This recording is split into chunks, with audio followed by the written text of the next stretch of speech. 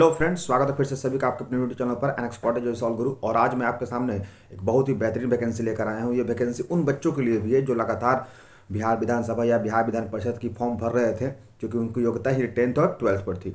तो ये वैकेंसी जो है वो उन लोगों के लिए खास करके है, और उन लोगों के लिए सभी सेगमेंट के लिए, यानी जो 10th क्वालिफाइड बच्चे हैं, जो 12th क्वालिफाइड बच्चे हैं, या फिर जो ग्रेजुएशन क्वालिफाइड बच्चे हैं, तीनों के लिए कह सकते हैं ऑल इन वन पैक है। जी हाँ दोस्तों, इस वैकेंसी में बात करते हैं तो तीनों एलिजिबिलिटी वाले लोग इस फॉर्म को भर सकते हैं। क्या है ये फॉर्म, इस फॉर्म के बारे में विस्तार से जानेंगे।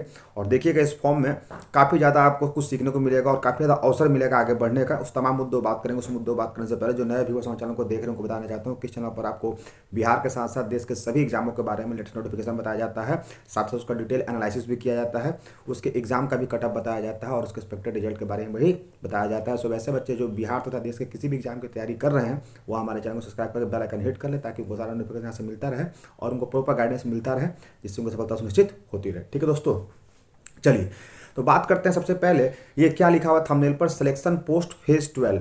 देखिए, बात करते हैं एसएससी का। तो एसएससी जो है वो दो तरह से रिक्रूटमेंट लेता है।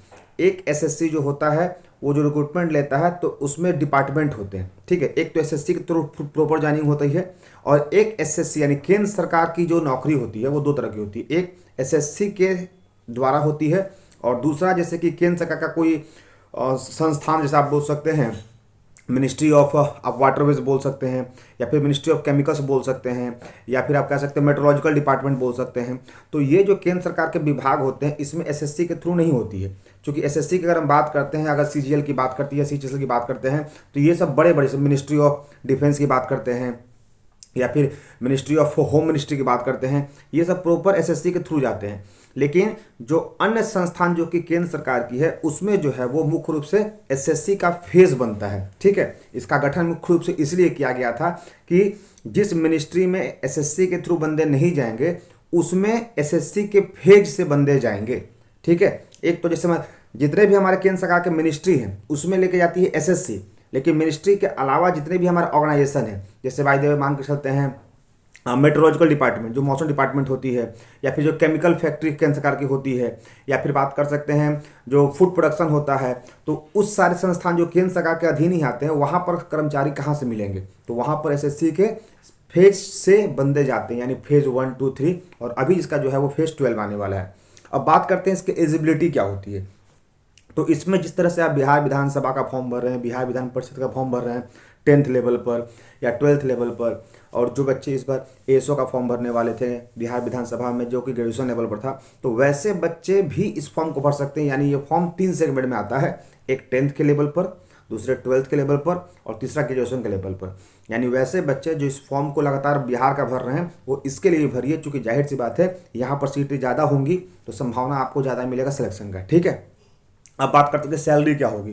तो याद रखिएगा, इसकी सैलरी आपको बिहार सरकार से काफ़ी बेहतरीन मिलेगी, और सुविधा तो खैर बोलना ही नहीं है, सुविधा तो आपको और भी बेस्ट मिलेगी। इसलिए मेरा रिकमेंडेशन यही है कि बिहार सरकार के चक्कर में आप पढ़े हैं, पढ़िए, कोई दिक्कत नहीं है, पहली प्रायोरिटी बिहार होनी चाहिए।